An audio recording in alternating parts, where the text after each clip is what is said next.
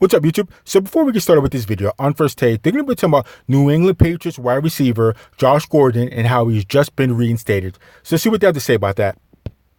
Why do you think Bill Belichick, the great Bill Belichick, keeps giving Gordon chances? I got to admit, I think that Bill Belichick's got a softer side than most people realize. I can't believe I'm saying that.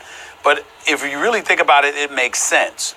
Who was Josh Gordon with before he got to New England, Marcus? Cleveland. That would be the Cleveland Browns. Who is Bill Belichick? One of the people in this entire planet closest to him. You have several people, but one of the people very close to him, from what I've been told, is the legendary Jim Brown. And Jim Brown obviously has been synonymous with the Cleveland Browns franchise for many years, and clearly he has a level of empathy and affection for Josh Gordon. And let's call this what it is. And please, please, please, everybody, don't take me wrong here. I'm not being insulting in any way. I'm just speaking what appears to be factual. Josh Gordon appears to be an addict. So there's two things real quick. I think Stephen A. Smith might be right about Bill Belichick having a soft spot in his heart for Josh Gordon. Because if Bill Belichick was talking about getting rid of Tom Brady a few years ago in exchange for the whole Garoppolo thing, and he was talking about trading and getting rid of Gronkowski a couple years ago, he has no problems getting rid of anybody, especially the GOAT. So for him to accept Josh Gordon back onto the team, he must really like Josh Gordon. He must really like him. And number two, as far as what Stephen A. said about Josh Gordon being an addict, I think that kind of goes without being said, that he does probably have, he is addicted to something. Now, with that said, I don't think he's up there smoking crack and slamming heroin and doing methamphetamines and all that type of stuff. I think all it is, he likes to smoke weed and pop a Xanax every now and then. So he's not smoking crack. He just likes to smoke weed and pop pills or whatever. So let's continue. I don't think that's beyond the pale. 2015, 2016, suspended for the entire year, violation of league substance abuse policy. We know that problems existed in college. It followed them to the pros. In 2013, when he was a 22-year-old, had 1,646 yards receiving, looked absolutely spectacular. People were calling him a Hall of Fame talent. And what have we heard about him since? Drugs, or league substance abuse issues. The last couple of times, he departed voluntarily. So this is something that plagued him when he was a kid. From the time he was 22 years old, it was there then. 23 years old and beyond. Now he's over 27 years of age. It's still here. This is what the situation is. That is his checkered past. And when you look at Bill Belichick, I know this about Mr. Kraft. Any kind of domestic violence issue, Mr. Kraft is not having that as a part of his organization. That's a non-negotiable issue. He has told me that personally himself. Domestic violence, out of the mix. You ain't going to be a member of the New England Patriots. But anything else, they take a case-by-case approach. And obviously, Bill Belichick has a lot to do with that. The only thing that makes sense to me is that Bill Belichick has a softer spot for Josh Gordon than one could possibly have fathomed. I think Jim Brown potentially has something to do with that, although I do not know. But it's the only thing that makes sense, Marcus. Yeah, Stephen.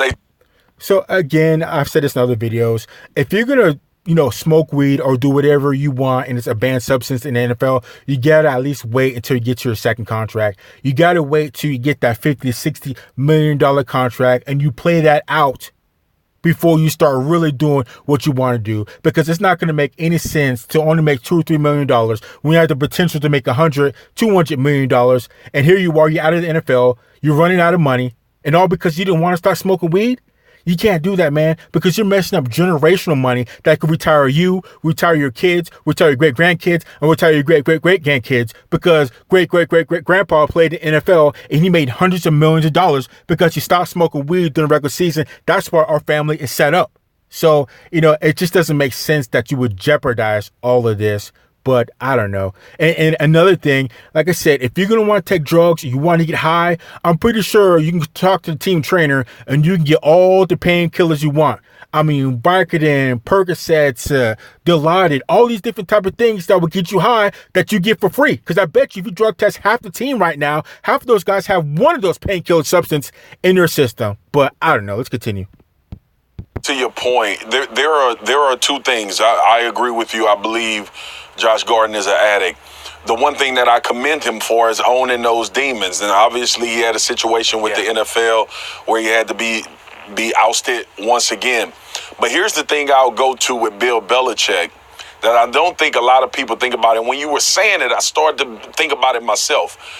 Who's Bill Belichick's shining, darling player of all time? That would be one Lawrence Taylor. And Lawrence Taylor has a documented history of dealing with substance abuse and having uber talent, being arguably the greatest defensive player to ever take the field in the NFL. I believe Josh Gordon's talent obviously has put him in this situation to continue to get these chances. But I believe Bill Belichick sees some of that reminiscent of what Lawrence Taylor was as opposed to fighting his demons. Now, at that time, when Lawrence Taylor was played, there was probably there wasn't as much emphasis on guys' substance abuse and things that were happening and transpiring in the NFL. But I have to believe that because of Bill Belichick's experience with Lawrence Taylor, that this is something that he's more prone to kind of interject himself on, take on possibly a father figure role. Look at Josh Gordon for who he is and not the mistakes that he's made and the things that he's owned up to. And that could be part of why these chances continually happen. Now, as far as the NFL and reinstatement, I don't know why the NFL continues to reinstate him. Maybe because he has owned up to those demons that he's fought for so long. But I agree. I think Josh Gordon is an addict. He continues to work on himself, and you just don't know what to expect because you don't know what he's going to go throughout the course of a football season. So I think that really does show that Josh Gordon, the person, he might be a really cool guy. He might be a good dude, polite, wholesome, humble, all that type of stuff. He's probably a very good guy, but he just has an issue with using certain substances that are banned from the NFL. And again, that's probably why Bill Belichick probably likes him, because he knows he's a good guy. He just likes to get high.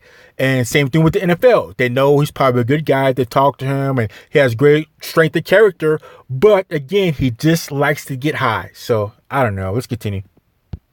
The reason why the name Jim Brown comes to my mind, Marcus, before Lawrence Taylor is because Lawrence Taylor played for Bill Belichick. Josh Gordon had his problems before he ever arrived to Bill Belichick. So I'm wondering and looking for a reason or a rationale as to why you would take a chance on him, although he's ultra talented, and that's an obvious answer to it, considering the structured environment that Bill Belichick runs and how you're trying to find and discover dudes to be able to depend on. The one thing, and again, no insult, he's an addict in my mind. But the one thing that we can never accuse Josh Gordon of is being dependable and reliable. You're absolutely That's just a fact. In his NFL career, the one thing that's the ultimate indictment against him and his battles, his demons, is that it leaves him to be somebody you can't depend on because you never know when a relapse is going to occur. We don't know how bad the situation has been over the last couple of times, but we do know it was bad enough for him to walk away himself. Ladies and gentlemen, the man walked away. The New England Patriots have been to 3 straight Super Bowls. They've won 2 of them. Josh Gordon could have been a part of all of those things, and he wasn't because of these demons. And Steve. So I heard that Josh Gordon walked away, if you want to put it, because he knew a suspension was coming because he got tested and he knew he was going to test hot. So rather than going through to being tested hot and being told to leave, he voluntarily left because he knew he was going to test hot. It's kind of like knowing you're going to be fired from your job, but you quit just before you get fired. So I think that's what it was. That's what I heard it was with Josh Gordon. That's why I kind of thought he might not be back. But he's back and he's got another chance. So I hope he takes full advantage of it. So let's continue. And so I look at it from that perspective and I'm saying, damn, that's what it is. Let me throw one other thing at you, and obviously I know it's different, but just from pass catcher standpoint, Marcus, do you think part of it is also they don't have Gronk, and even though he hasn't been available the whole season, he does kind of know the system, so it's just like we got nothing to lose. Let's see what this guy's got purely from a talent perspective, and just having another body out there. Absolutely, Molly. And to that point, like I was about to get to the foundation of this. The foundation of this is that Josh Gordon, when available, has been a generational talent. And that is another reason why he gets chances. We know that your talent makes room for some of your disparities or discrepancies. We just had a long conversation about Antonio Brown. If Antonio Brown wasn't Antonio Brown, he'd have been out of the league a long time ago. So this is a part of that narrative that Josh Gordon's talent is very high when you compare it to everybody else that plays the